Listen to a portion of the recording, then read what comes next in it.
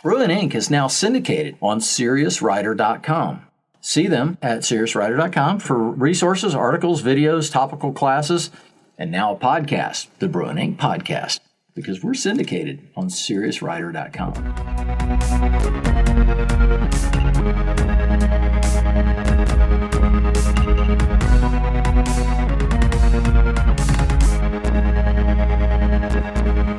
All right, everybody, welcome back to another Interbrews. Interbrews, baby. It's been a while, and this is going to be a good one. This is an Endgame Interbrews. We're not ending Interbrews. No. Although it seems like it because we haven't done one in a while. Yes.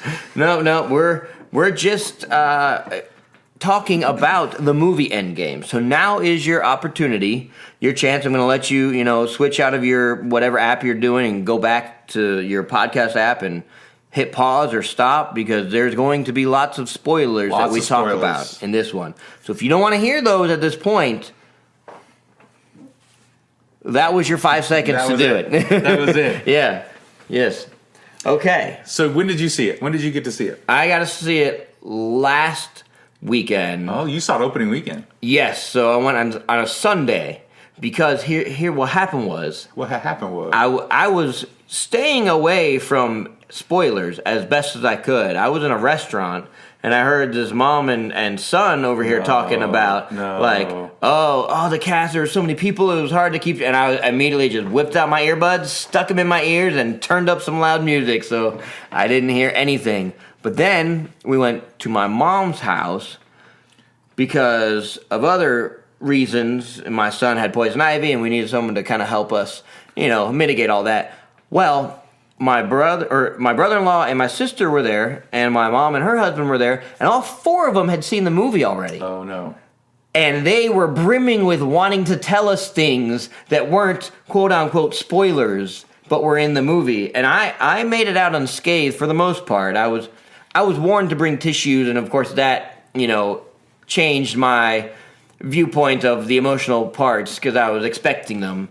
Or, I think we all knew, though, right? Yeah. I think we all knew it was going to be kind of intense. Yeah, well, I was told it was right out the gate. It's going to be sad. Yeah. And so I was like, I knew, I know what's going to happen here. Yeah. But that was basically when they started wanting to spoil things, I went online and bought tickets. And I said, we're going tomorrow. Say no more.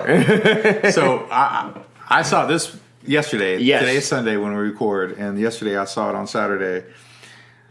And I just forced myself to go. I had a long week. Right. I mean, I didn't go to our writers group. I was so done. But I was like, I have to go see it. Because if I don't, I just so didn't want to, have hear any spoilers and all that kind of stuff. So I took the kids to see it yesterday. But the weekend before, the weekend that it came out, I came into the room, and a large portion of my family were sitting there, and they were like, leave. They made me go because they were talking about Endgame and Game of Thrones. They were talking, gosh. It was kind of a game thing there. But they were talking about those two, and they made me leave the room. Get out. They said, this is an A-B conversation. See your way out. So let's just get into it, man. Let's just get into it. Yes. The first scene... Yes. I was like, this is a perfect first scene. Yes.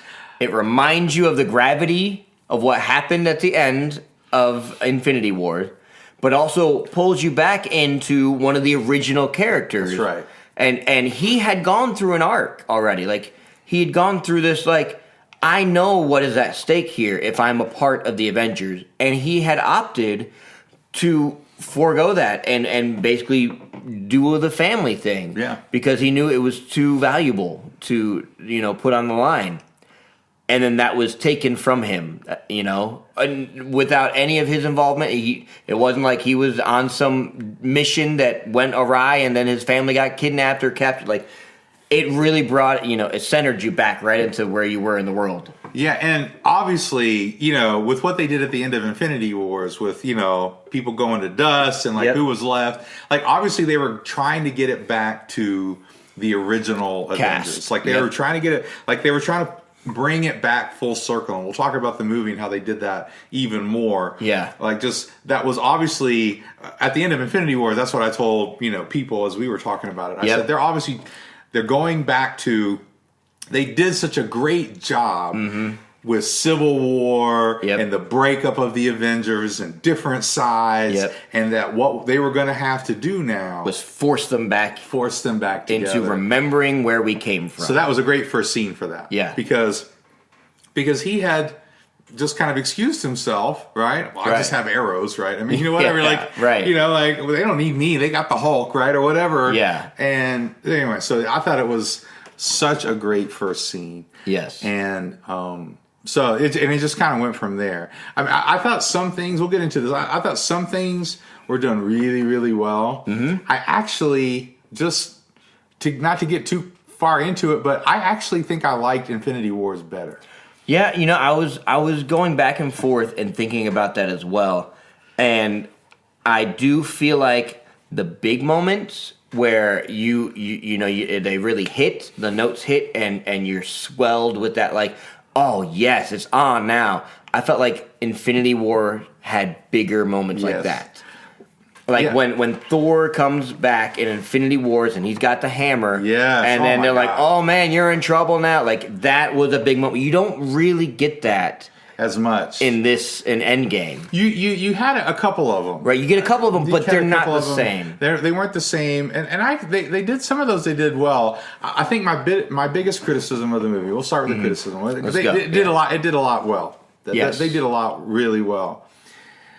I really wanted more of an emotional reconciliation between Tony Stark and Captain America. Yes. I wanted, and it happened, but I really thought after the end of Civil War, which was so well done. Right. Like, oh my God, like it was so heartbreaking to see these two friends go at it and him say, you don't deserve that shield. And all of that stuff. And he gave him the shield back. Right. And I just thought it was kind of a missed opportunity, in my opinion. It did fall a little short. It didn't fall flat. No, not flat. It just fell a little short of what the buildup was already there for it. The emotional chasm that was left in Civil War, and then even throughout Infinity Wars, and that was another thing that I thought was kind of glazed over as well, was Infinity Wars. Captain America was completely different image. Yeah. He had the full beard. He was in the black suit. He wasn't even using the Cap shield. He had the Wakanda shield. He was the Nomad character. He was a Nomad character. And then all of a sudden we get to this one, and he's kind of back to being Captain America. And I don't really remember there being a good like a transition for him, where he's like, that's it, I got to be Captain America again. Like I have to take up this mantle again. Tony gave him the shield, and then he was wearing blue again. He's like thanks. I mean, you're right, it didn't fall completely flat. I just thought it was kind of a missed opportunity because there was such buildup, and that's again, if that's my only criticism, and I mean, come on, I mean, for you to build up 22 movies or how many ever it's been, the expectations are through the roof. So I don't even know if they could fulfill everything. They can't fulfill every fan's expectation. But I just felt like that was such a key moment I was looking forward to, because it was the one thing I knew they were going to do. They were going to have to do this. He had his phone and the number, and he almost calls them, and then the aliens, and there's all that stuff in Infinity War and before where it leads up to this. Yep. And I just thought that was part that I was a little disappointed in. That was a part I thought I was going to cry. I thought, if I'm going to cry, it's going to be this reconciliation where they both realize we've been stupid on some level. Yeah. Criticism from my end, and I know you agree with this too. I felt the character of Captain Marvel was just not used to her best ability. No, they really did. They went a long way of establishing that she wasn't going to be in this movie. pretty much at the beginning by saying, "Oh, I've got so much stuff to do in the rest of the galaxy. You guys are just on one planet, but I'm being an Avenger throughout every other planet in the galaxy." Which, I get it. Okay, she's the other intergalactic character. You got the Guardians of the Galaxy, and now you have Captain Marvel. But with only one movie previous to this of her, they were establishing her as like she's gonna be, the turning point. Yeah. But she really ends up just being a Deus Ex Machina. Yeah. In the whole thing, where like she was not a turning point in the movie. Right. At any point. Nope. Like there was no part where you felt like they needed her. Right. Like even though she's like this most powerful, like. Of the Avengers. Like she can breathe in space now, and she can she's like amazing and goes and boom and blows up whole ships, and but like you never really felt that they needed her. Right. I appreciated her being in the movie. I just wanted more. I knew they'd primed her to be like the trump card in the series. Yeah. But it was such a quick turnover to play that card. It was like, oh no, we're so overwhelmed. The big forces are here. And then it was like, boom, here's Captain Marvel. And now we don't have to worry about that anymore. Yeah. And then basically that was her part from the, that was it. She did her thing. Yeah, I really felt it was set up. I agree. It was a little bit of a disappointment because, whatever. Right, the pager at the end. Fury pages her at the end. Yeah. And it's like, she's the only one that can help us now.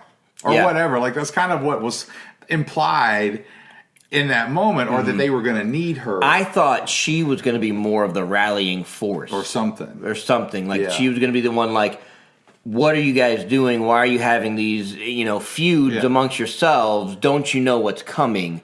I thought she was going to kind of be like that herald, like, it's not over. And she was then going to bring them together. I mean, obviously, when you have expectations, that's the worst thing you can have going into a movie like this. But in the end, they could have done the movie without her. Yeah, I totally agree. I think they could have. And that's why, again, I think they kind of pushed her into it. I think they wanted... I think Marvel... Here's what I think. Mm-hmm. Here's my crazy conspiracy theory. Conspiracy theories. I think Marvel felt embarrassed that DC beat them to a great female lead movie. Yeah. Because Wonder Woman was a phenomenal movie. Yeah. Yep. And Captain Marvel wasn't as good, in my opinion. It just wasn't as good. Right. And I think that they wanted to... They wanted to take advantage of that. They wanted to do that because there's so many great female characters in Marvel. Yeah, and Marvel kind of people gave Marvel a hard time there for a while because like in some of the original Avengers stuff, like Black Widow wasn't even on some of the stuff. Like, so I think Marvel's trying to. That's my conspiracy theory. Yeah. I don't know if that's true. Well, and it's even at the sacrifice of what the character who really does kind of be the saving character or the trump card in the comics. So Adam Warlock was supposed to be a very big... in the original Infinity Gauntlet. Right, in the original Infinity Gauntlet comic books. And they even set him up throughout the Galaxy of the Guardians series. In Galaxy of Guardians 2... they blatantly say, oh, here's my new creation, I'm going to call him Adam. And that, was going to establish Adam Warlock, but then they, for some reason or other, and I don't know when they decided to do this, but Adam Warlock was not going to be a part of the Thanos story, even though he was in the original comics. So he's moved on to be further down the line, and so they sacrificed him to be replaced with the Captain Marvel, but then I felt like they just didn't make her as integral as that character should have been. I just don't think overall the movie flowed as well or did as well as Infinity Wars. I just think it's a better movie. It's just overall a better movie. I would really love to see, by the way, I don't know if they have one or they'll do one, because they didn't really do one with Infinity Wars. I would love to see an extended version. I know it's already like 3 hours. Right. But I'd watch it. But I would really love to see an extended version of Endgame, just because I think there's so much they could do, and maybe that they did do, and they just cut down. So let's get into more of the talk about the things we like. Let's talk about more of the things we like. So then we get into basically we can find him. We know where he is. Yes. The only way to undo this in their mind at the beginning is we got to get the stones back and do another snap. We got to undo this. Like, such a big failure. Yeah. So before the jump, they're like, we can find him. Yes. We can get him. That's right. And we can bring everybody back and blah, blah, blah, blah, blah. And we can do all this stuff. Tony Stark is saved by Captain Marvel. Yes. Brought back. And everyone's there, and they're like, look, we can find this guy. Let's find him. Let's go get him. All that stuff. And so they go to wherever Thanos is, whatever planet that is. Yeah.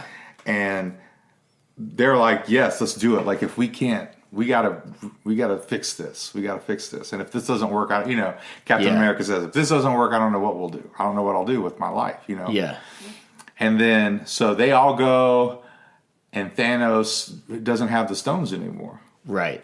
And they're like, what did you do? And he said, I used this, you used the stones for something, because we saw the signal. We saw the signal. That's how we tracked you here. Whatever, we tracked you. And he said, I used the stones to destroy the stones. Yeah. Like, you can't change this now, and I'm inevitable, whatever. He has a big line. And so then they just kill him. Right.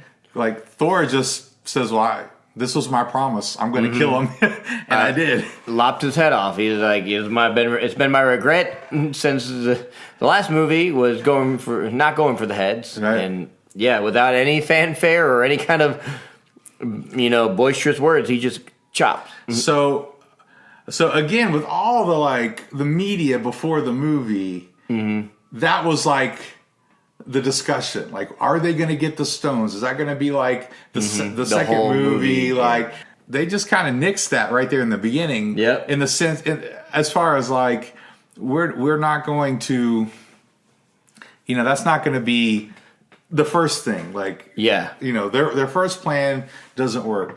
And so then they do this 5-year jump. Now, I was kind of a little annoyed by the 5-year jump, to be honest. Yeah. Like a 6-month jump or a year. Right. But I think it causes some plot holes later. Right. Like, I really think it causes some plot holes later. And I'm just going to have to see what Marvel does with the next Spider-Man movie. Like, where does that come in? But because, like, it's almost like there's been 5 years, but they go back to how people were. After the 5 years. Yeah, like Peter Parker just, at the end, just goes back to high school. Right. And I'm like, some of those people are 5 years older. Missing for 5 years. Like, I just didn't get... I just thought it was too big of a jump. Like, I think, like, time should have passed. Yeah. And I think that was good. Not to get too deep into it, but that was one of the first things that in my mind I went, okay, hold up. This is not being congruent. And it does have to deal with, and we'll get into this, I'm sure, down the line, but it has to deal with the time travel aspect. But the 5 years jump, and then for what they say for Ant-Man and his time in there, so what they kind of establish in this movie is sort of different than the time jumps that they established in the Ant-Man movies. Right. Because she ages. She ages, and she comes out the same age. And what I read was it was just a director's call. The director said, we talked about this, and we decided her character had to be, aged and the same age so that there was an emotional, kind of reaction between the characters, and it worked better that way. Mm-hmm. So they basically said time works differently in the different levels of the quantum realm. So that was their way to explain away kind of what they were doing with these time differences. So I'm sure we'll get some degree of that explaining away this 5-year gap in these other movies as they start falling in place. But yeah, I think it does lead to a bit of some plot holes. Yeah, there. I think it was good that that the Avengers immediately acted right as soon as they could. Yeah, because they wouldn't have just given up right away. Right. Like those characters would not have given up right away. So I like that they went directly into some mode of action and that it failed. I mean, obviously it's a 3-hour movie. We all knew it was going to fail. Right. I mean, but I like that part. And I like that there was a jump. Mm-hmm. And I like that part. Because I think that allows you to go into kind of what Thanos was saying towards the end. Like he thought getting rid of half of all the population would have made everybody. It was good for everybody, but he realizes no one can accept this. There's so much, the grief. People aren't going to be thinking about how it was before and not realizing the possibilities. So now his plan towards the end, is that he's just going to destroy everybody. He's like, we got to start all over. People that don't remember. We're going to start reality all over. Yeah. Right. Yeah. And so I liked some of that. Yeah. Showing some of that. And I like some of what they did. Some people don't know this, and I just read this recently after I saw the movie. It wasn't before. Right. But, so it was like literally this afternoon. But, so Captain America is doing the counseling session. Yes. Right? And so he's doing what Sam used to do because Sam's gone. Right. So he's taking, and if you remember some of the older movies that Sam tells Captain America, maybe you should do this. Maybe, this is something you can do.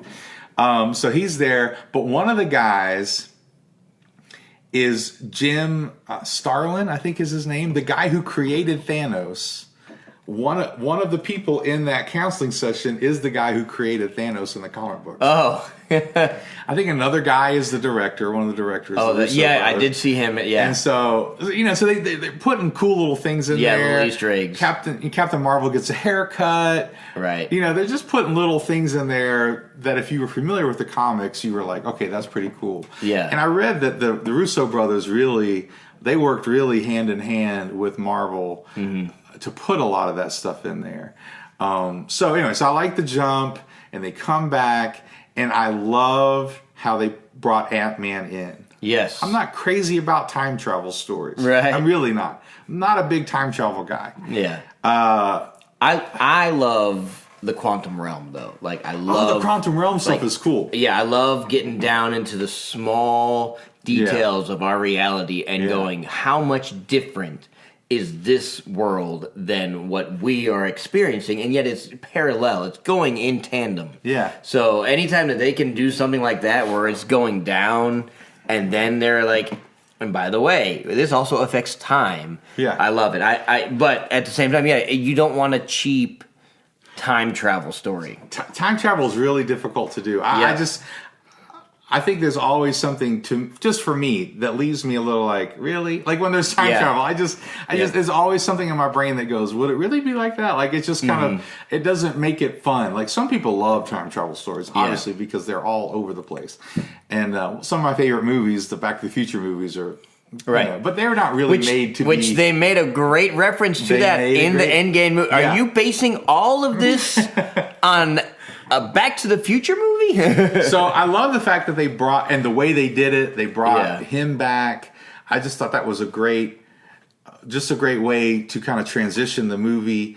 And so just so people know, well, I won't tell people, this is a spoiler.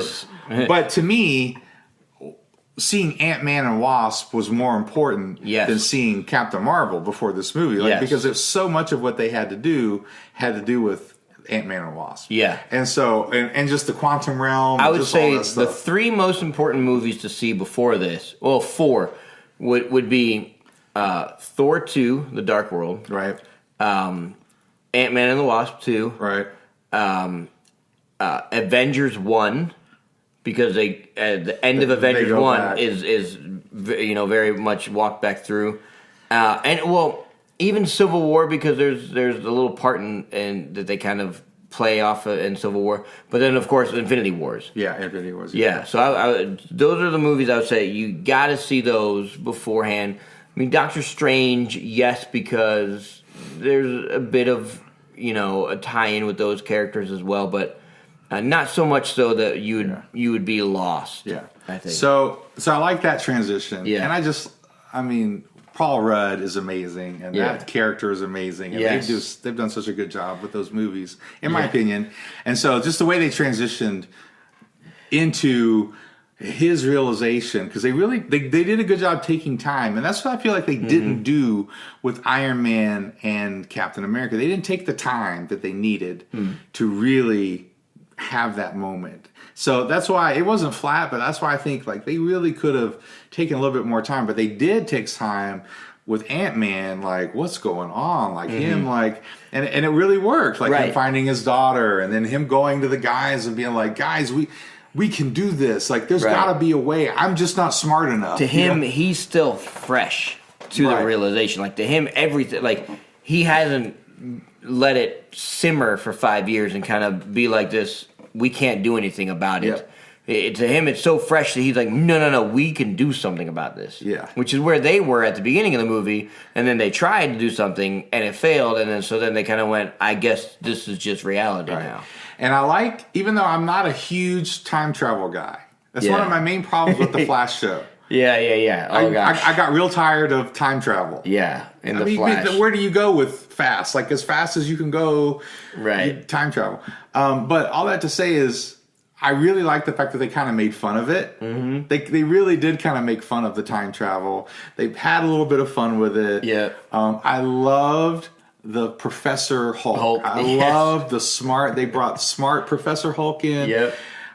I thought that was a bigger setup, though. It was, again, I think Infinity War really set up, like, we're going to see a problem. We're going to reconcile this problem with Hulk and Banner. Yeah. And they really didn't. They just kind of said he did. Like, they didn't take it. Oh, we figured it out. Yeah, we figured it out. Yeah, they didn't show the struggle. They didn't show how they overcame it. Yeah, and so I really felt that was a lost moment, because that was kind of a promise I felt from Infinity War. But I love the fact that they had him in there. Yeah, he was funny. He was great. And if you know the comics, this is a definite era of Marvel comics. And not to jump too far ahead in the story, but one of my favorite scenes is when they go back into Avengers 1. Right. And they're seeing themselves, and Professor Hulk is like embarrassed about the Hulk just going around just smashing stuff. It's like mindlessly destroying things. And then the one scene that I keep talking to everyone that has seen the movie, I'm like, Captain America versus Captain America, thinking Captain America is actually Loki, was great. It was great. Not only was it a great fight scene, but it was hilarious too. Like when Captain's like, I can do this all day. He's like, yeah, I know. Like, he's like, and then seeing, an older Cap that's kind of been through things and injured, facing against this like young, spry, like at the beginning of his Captain America phase. I love that scene. It was a great scene. It was one of those that I wanted to go back and see the movie just to see it again. So part of the character arc with Tony Stark is now he's got a kid. Yes. Which I thought was cool. Yes. And it gave him a little more stakes to the game. Right. Well, and it reconciled the whole, like, for movies, since Iron Man 3, it's been this whole, like, what are Tony and Pepper Potts doing? Like, she wasn't around for a while, and then they started kind of getting back together, and then he made a promise, like, no more, I promise, Infinity Wars, and then he's like, I gotta do one last one. But then they showed, okay, after that, they did get together, and they made it work. They were doing the family thing. Yeah. And then, I thought it was great. She kind of had to point out, like, you just figured out time travel. Right. Which is terrifying and cool. I mean, I thought that was a great scene. He was like, I can just not even get involved. Yeah. She's like, no, I don't think you can. Like, now that you figured this out, you won't be able to sleep. You have the answer. You won't be able to sleep at night, which was such a great character moment for both of them. Yes. And so they do get into time travel, right? Mm-hmm. And it was funny. They were messing it up at first. Right. There was some cool little moments. But then they decide, let's go back to when there were the times, the different Infinity Stones. Yep. Let's collect them again. And, I just didn't think their explanation of how this was going to work time-wise, it was a little quick, and it was a little like, oh, we'll just do this. Right. No, it'll work. Yeah. Like, it wasn't like... They're like, just trust us, viewers. Go along with this ride, okay? And buckle up. But I loved, obviously, that they went back and just the stories and going back. I mean, it was kind of like a review of some of the Avengers movies. Kind of like a review of... It's just kind of going back, and they did some great moments with... Thor and his mom. Yeah. Because, oh, by the way, after the 5 years, Thor is now fat and like a depressed. Slob. Yeah. Oh my gosh, that was amazing. I thought it was amazing. Like, he's so known for he's rooming with Korg and Meek, and it's like, oh my goodness. Like, it was great. Yeah. I thought that was great. I mean, I really liked that part. Because, and the fact that they never, I was really glad that they didn't at some point in the movie just...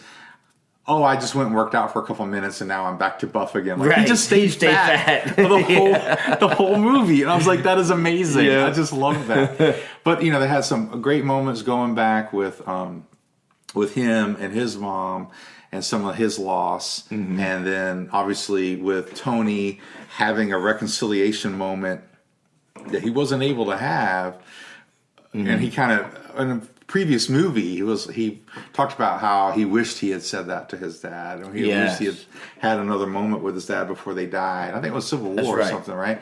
And it was just stuff like that where they had these great moments where they went back, but the part that I could see coming, and we talked about before we came on air or recorded this, was when Hawkeye.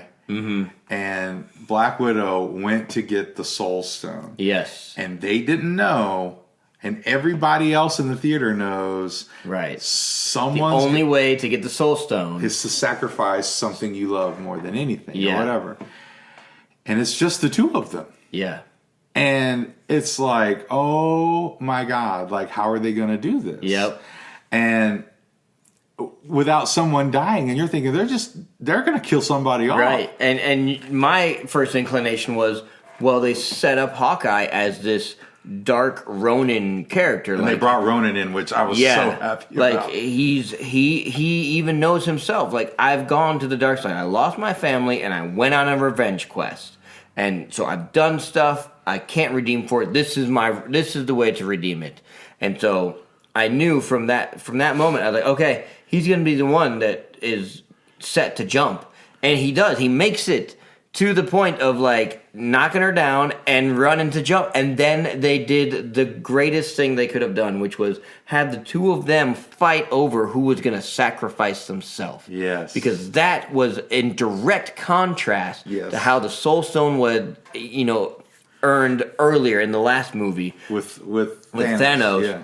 Yeah. Sacrificing something he loved, and it was a sacrifice for him. He didn't sacrifice himself. It still wasn't himself. It was his, someone else against their will. Just like he sacrificed billions and trillions of people. Yes, for the greater good. He was willing to sacrifice his others own daughter for the greater good. And he sacrificed too, but obviously, in the sense of. But it wasn't a self-sacrifice. Right. It was a sacrificing of others. Yep. And it's such a great character moment. And that was, that was a tearjerker. Steven asked me earlier, did you cry? And I'm like, that was really the one moment. Because when he looks at her, he was like, no, not you too. Like, I just that was a great emotional moment. I mean, great in the sense of a well done emotional moment. Yes. That they had been setting up for so many movies between the two of them, and then the Avengers movies, and she's Aunt Nat or whatever. She knows the family. Like, she's close to him, and they have she's basically the last remaining family he has at that point. At that point, and so that scene, like.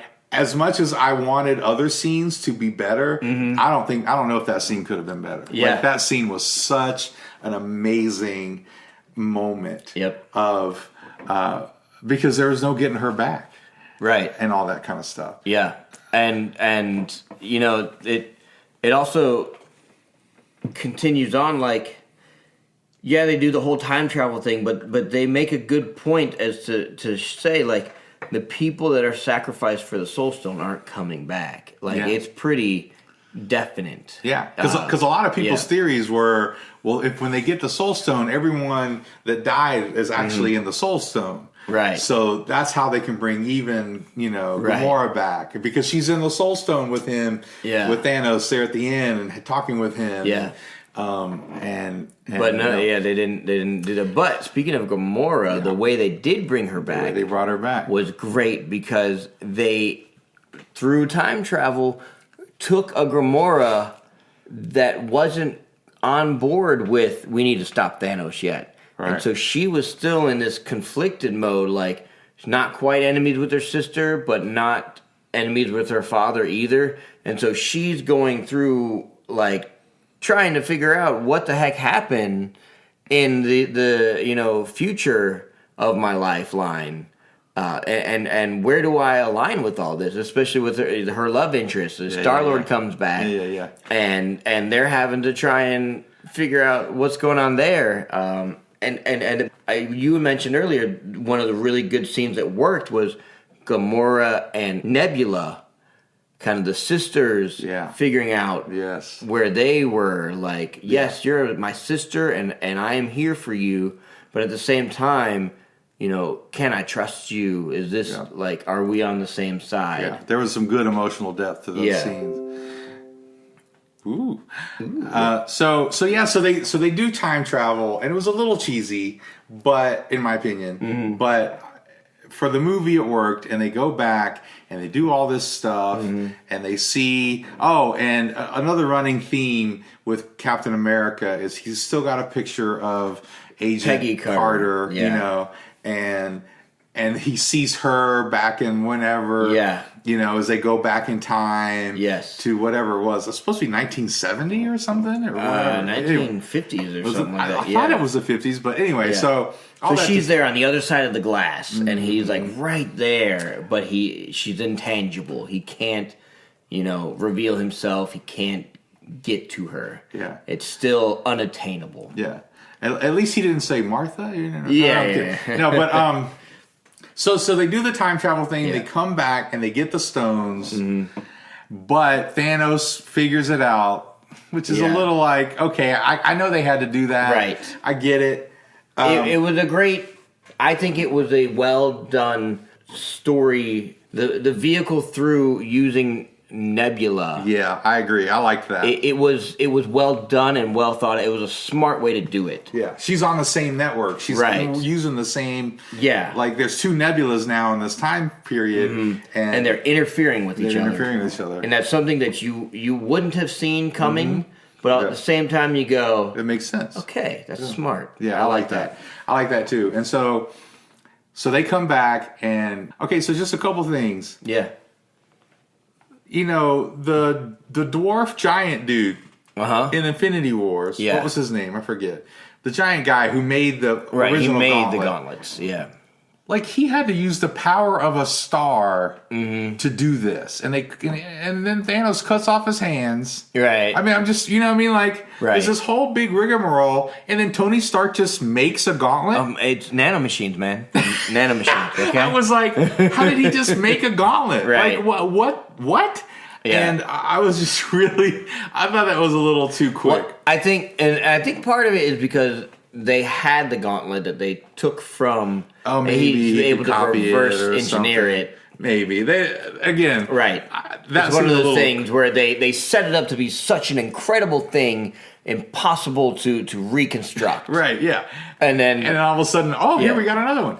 And I like that they had Hulk do it because he was really the only one who was kind of invincible enough because it almost kills Thanos. Right. When he uses it, it's so powerful. And then it injures Hulk too. And it injures the Hulk. Yeah. But then by that point, Thanos has come with his armies, and he's there, and he attacks the Avengers. Yeah. And now the big final battle is on. And I really loved as they closed themselves in. So they were kind of in this bubble when the Hulk snaps to do and to go back, right? To restore reality or whatever. And So they didn't know if it would work. Right. It wasn't instantaneous. Like everyone didn't just show up. Right. Yeah. So I liked one part of it, but wasn't so sure about the other part. I mean, I get why they did it, but so Scott Lang, whatever, Ant-Man goes out to he's like, oh, it worked. You know what I mean? Like, you know what I mean? Like there was that moment of doubt, like, did it work? I thought that was kind of cool. But then when Hawkeye's wife calls him, I'm thinking, did they restore her phone service? Right. Too? Yeah. Like if 5 years later. 5 years later, is he still paying that Verizon bill? Right. Yeah. Like I thought that too. Like, wait, that doesn't work. There's been a gap. She didn't have a phone. She's been dead for 5 years. He's still got a cell phone. Like he's Ronin now, and all of a sudden he's just leaving his phone out on the counter. Like I just like it was a little like I get why they did it, but right. I mean, I was just like, but anyway, so it was one of those parts that almost pulls you out of the movie. Yeah, if you're thinking in those same veins. And then also like just logically, I'm thinking Iron Man and those guys on the planet in Infinity War, they almost beat this guy. Right, they almost beat Thanos. Right, they got really close. Yeah. I'm thinking Iron Man and Captain America, especially Thor, who almost kills him in the first movie. I'm thinking they can get this guy. Right. And I was kind of surprised at how, I mean, like they how basically... well he can handle himself. How well he can handle himself. Without any stones. Right, without any stones. Because in the first movie, he had stones when they were fighting him. The Power Stone and all that stuff. And I just felt that was a little... I was like, really? Like, but they kind of OP'd him. But one of the moments that I thought was just as cool as as Infinity War when Thor comes. That's such a great moment. Thor finally gets there, and everyone in the theater is like, "Oh snap! It's on." He's got dual hammers now. He's got an axe and a hammer.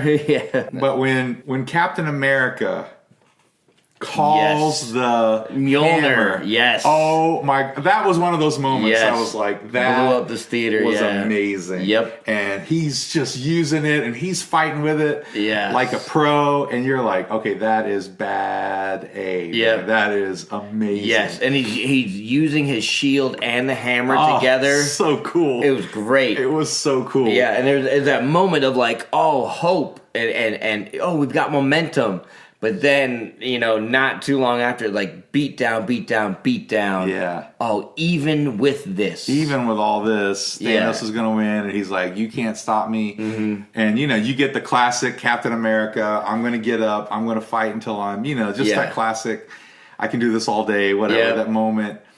Go ahead. What are you going to say? Oh, well, and the lead up to that, which I thought the imagery was great. I felt like the feeling that you feel in the moment of when it's just down to Captain America and Thanos with all of his armies, and Thanos has basically shattered his shield in half, and he's just standing there like, all right, this is it. I'm just going to fight until I'm dead.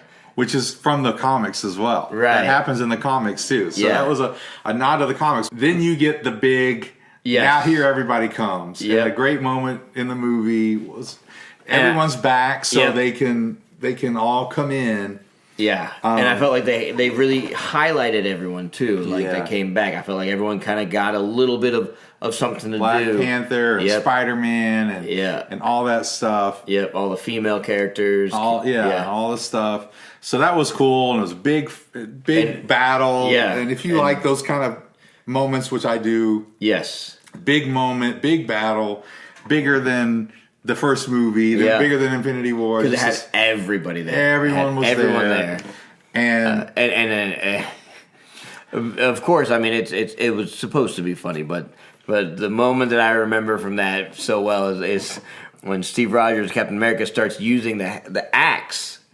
He made, and then Thor's like, no, you take the small one, I'll take the big one. Yeah, Thor is like, no, I got this. Yeah.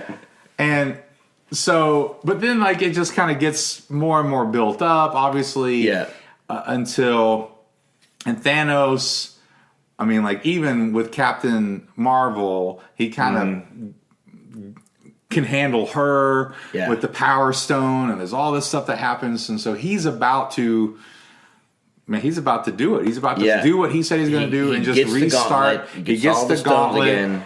And there's a lot of stuff that happened in there. We don't have to go over all of it. But there's a lot of stuff that happened in there. And it was cool. And there was a lot of moving parts and pieces. I think they did it really well. I still think it was better in Infinity War because there wasn't as much.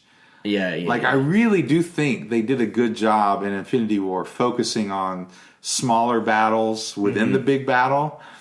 That I think they didn't do as good of a job with Endgame, in my opinion. But it was awesome. It was great. It was cool. And spoiler alert. I knew. I mean, I think we all knew.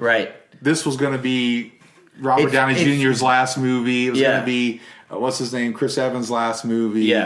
I thought they were both going to die. I thought that was going to be the moment that they were both going to. I thought there was going to be something worked in where they were both going to have to sacrifice themselves together, and he steals the gauntlet and uses the gauntlet with the nanotechnology thing, and he snaps and great line, Iron Man. I am Iron Man, and he restores. He basically gets rid of Thanos with the snap, but of course because it really injures the Hulk, almost kills Thanos, obviously, it's going to kill Tony Stark. And I liked that he had just enough time to, kind of say goodbye. And I was really feeling it with Tom Holland.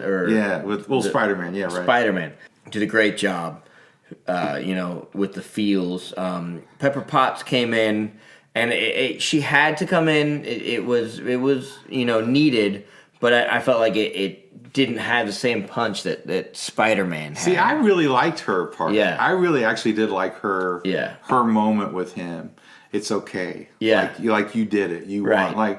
Actually he said you won or we did it. But she's like, it's okay. I get it. I mean you didn't fail.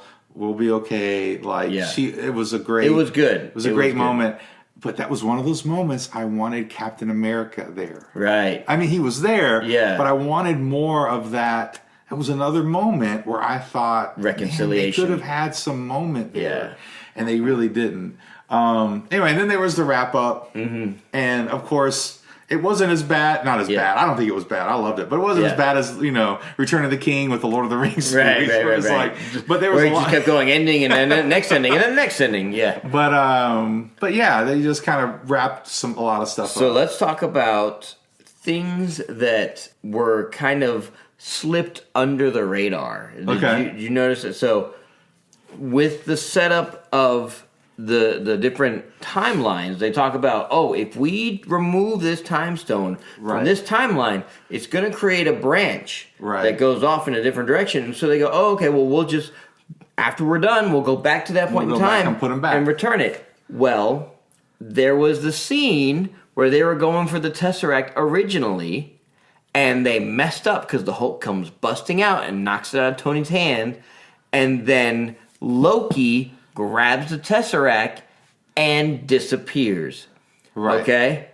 And then instead of getting that Tesseract, they go, we can just go further back. Yeah, they would go further back. And get another Tesseract. So that's actually kind of a break in that timeline to where we could potentially have a alternate reality Marvel universe that still has Loki in it. Sure.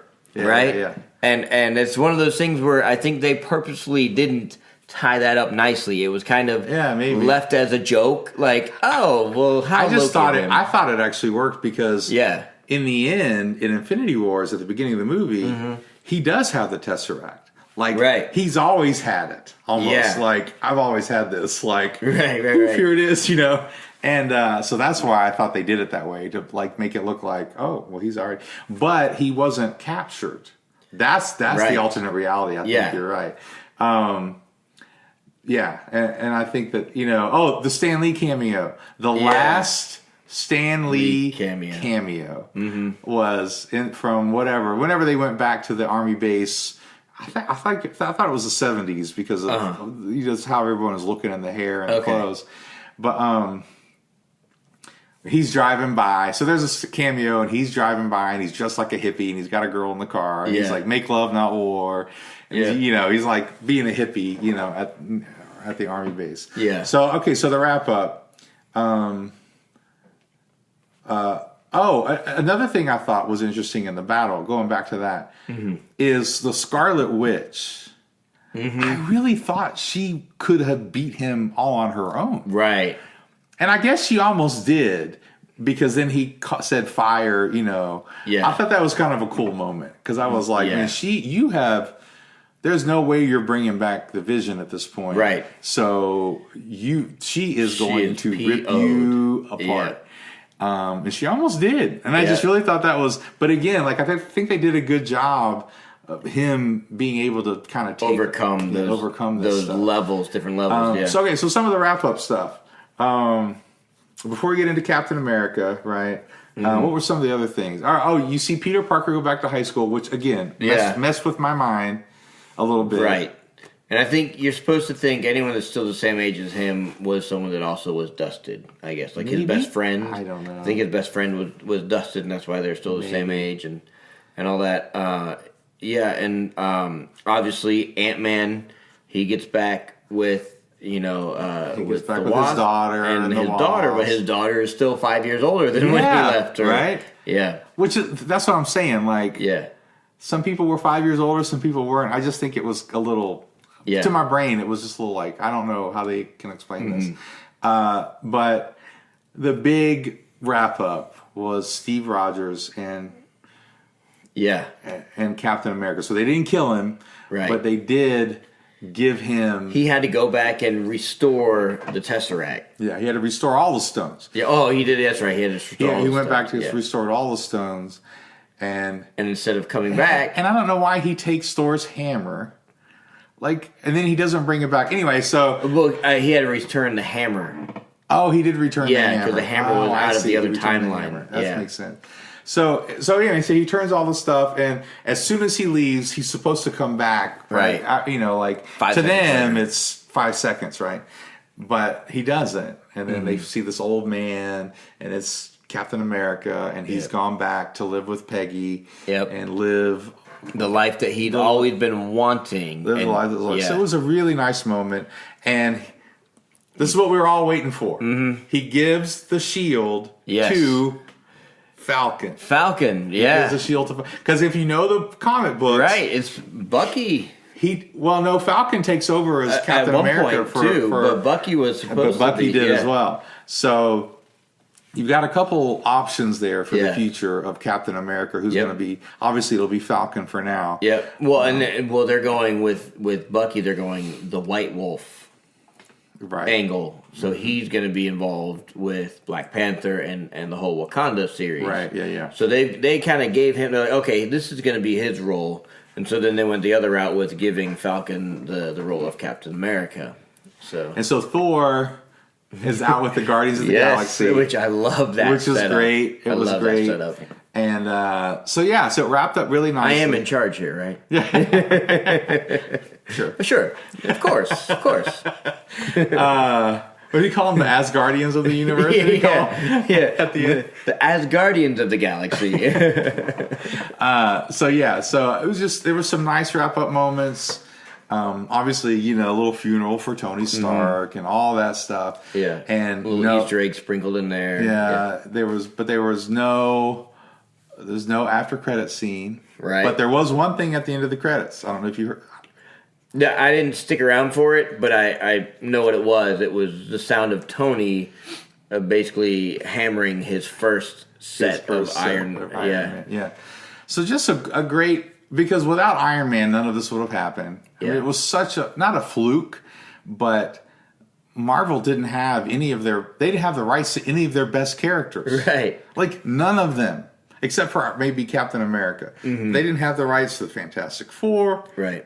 Spider-Man, the X-Men, the Hulk. They didn't have the rights to any of these things. Thor, Captain America, and Iron Man. And Captain America obviously was a big deal, but I mean, no one really liked Iron Man or Thor in the comics. Okay, I mean, they were kind of always had to be on a team because their own individual stories were kind of either cheesy with Thor, or really kind of dark and weird with, as far as he's an alcoholic, or Tony Stark was an alcoholic and a womanizer and all that kind of stuff. which are interesting characters, but you can't really base a whole comic book series on them, right? So that's why they always worked in the Avengers and blah, blah, blah, blah, blah. And so anyway, so the fact that they were able to really launch what they did with Iron Man, which is not one of their more popular characters. Right. Oh, one of the Easter eggs. Let's go back to one of the Easter eggs in the beginning of the movie. Do you remember the part where they're talking about, where Black Widow was talking with everybody about all the problems, and they had the little holographic meeting? Okay, yeah. And they were like, oh, well, there were these earthquakes and tremors in the ocean. Mm-hmm. Do you remember that? I remember them talking about that. What was that for? I think that's a little Easter egg for Namor. Okay. I think they're going to bring Namor in at some point. Oh, okay. That's my. And where does that come from? Like, because they said, oh, those tremors aren't just here on this planet. That's what Captain Marvel is going off. She's like, these tremors are being experienced all over. Well, they were talking about. Yeah, I just thought they were talking about the ones here, and it was under the ocean. They're like, oh, we're not going to go check that out. Like, but I really do think that was some sort of reference to. They're going to bring in Namor at some point, just like they did Wakanda, right? I mean, they had vibranium before they brought in Wakanda. Yeah. I just think that they're going to bring Namor in next, and I think they've set up really well for the next. Some people are like, they don't really care now. I mean, like, it's just such a big moment. No, I mean, from what I've read and watched videos on, they've got a really good plan kind of established for what's coming with the Immortals and all the other kind of the different storylines that. Well, now they have access to Spider-Man, right? X-Men, Hulk, and of course Black Panther was a huge movie. And they're going to do more with him. And Captain Marvel is going to be like the kind of what I've read is she's going to be kind of the backbone of this next. I really movement. think they've got a lot. They got a lot to work with. Yeah. And okay, so here's something I thought they were going to do. And they didn't. I thought that they were going to like mess with the timeline or mess with reality, and the X-Men were going to show up at the end. Right. I really thought they were going like the X-Men or Wolverine Professor at least, X or somebody. I mean, I was hoping too. I thought they were going to show up. I thought one of those things would have opened. One of those little portals would have opened, and you'd see the X-Men or Wolverine or Beast or somebody. You see somebody come in. Someone that was there in the comic books that they didn't need to build up. They didn't need to explain, but anyone that was a fan would have known. Yes. I mean, can you imagine? Because it would have just been for one movie, but could you imagine Hugh Jackman coming back for one scene? Well, and that's all they would have needed, because that's the one scene that you really remember, at least from the older Infinity Gauntlet's movie, was what, and they played with this back in the original X-Men versus the Dark Phoenix thing, but like where Wolverine is basically trying to go up against Thanos, and yes, he's got these healing regenerative powers, but it's up against this guy that's basically able to just, skin him down. That would have been great. I just thought because my son Micah, who's 13, loves Marvel. Yes, I mean, I was more of a DC guy growing up, although I did a lot of Marvel comics too, but. My son loves Marvel. I mean, Deadpool's his favorite character. I mean, he loves Spider-Man.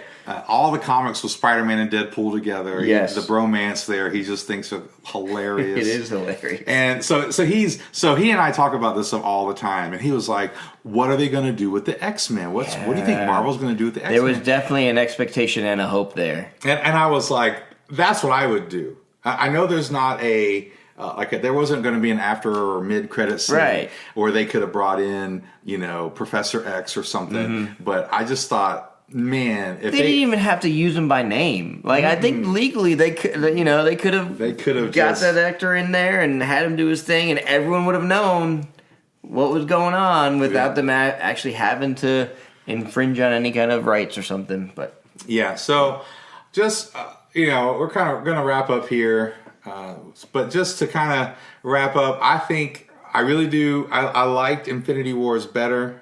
I really do think it was a better movie. I think it worked emotionally. I think it worked story-wise better. Part of that may be, I don't have an aversion to time travel stories, but I mean, they're kind of problematic to me For logically. you, yeah. So, but I just think Infinity Wars was a better movie, but I really thought Endgame, I'm going to have to see it at least once more. Yeah. Because I think Endgame, they really did a great job. Still think it was a great movie, great job. The characters know each other. The characters did a great job. Yeah. And I just think overall, what great. they did well with Endgame was tie up their loose ends and bring you back to where it all started. Yeah. Literally, through time travel, they brought you back to those scenes that made you fall in love with these characters to begin with. Yeah. And such a great job of wrapping up. And yeah, maybe there's one or two loose ends you could think of, but for the most part, they tied up everything that was kind of, put out there as here's what needs to happen for us to wrap up this story. Yeah. And I thought they did it well. I think they did really well. Again, like I said, there was a couple things I was a little disappointed in. I think they could have given a little more emotional depth to a couple things, but again, I mean, come on, I'm going to pay another $10-15 just to see Captain America pick up that hammer again, and kick butt. Like and just there's so many great moments. There were so many great there were so many great moments in the movie that. It's not a criticism like it's a bad movie. It's just like there's some of the parts I think they could have done better. But man, there's so much expectation for so many people. They have not painted themselves in a corner, but they have really set themselves up for almost impossible expectations. Right. We have to give them a little bit of grace, but I just think that they did a great job overall. Yeah, and the payoff was there. Yeah. And that's what everybody's saying. They're not giving spoilers, but that's why everyone who's going to see it is just, they're saying, I cried, it was amazing, and I can't believe it. And, it's just, they're obviously doing a great job. Oh, and as an aside, I read today that the Russo brothers are actually mad that people are talking so much about how much money it's making. Oh. They're like, we spent years on this story. Right.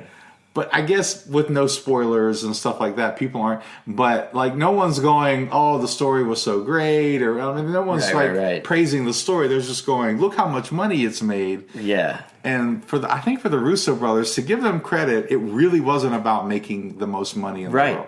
It really was doing something so revolutionary. No one's ever done this. Yeah.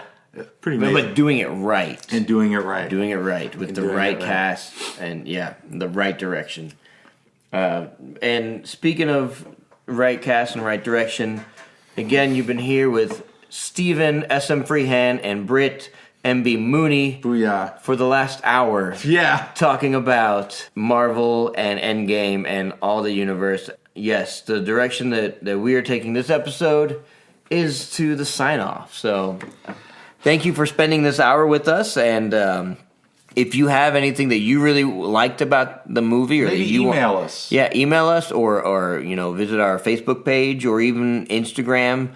We'll make a post about this, and just leave some comments of maybe your scenes, or try to leave spoiler-free comments. Right. Yes. And maybe if you have something specific that we said that you either loved or didn't like, you just disagree with. If you disagree with us, that's okay. We want to hear that. Yeah. And so, what's a good email for them to email?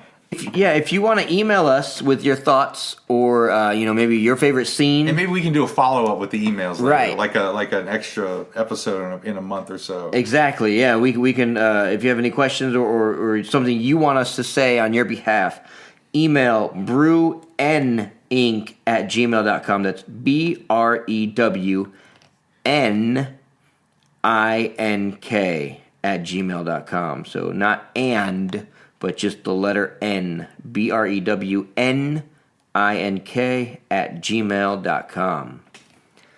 And as always, in between now and then, raise the glass to inspiration. Thank you, faithful listeners. Stay inspired.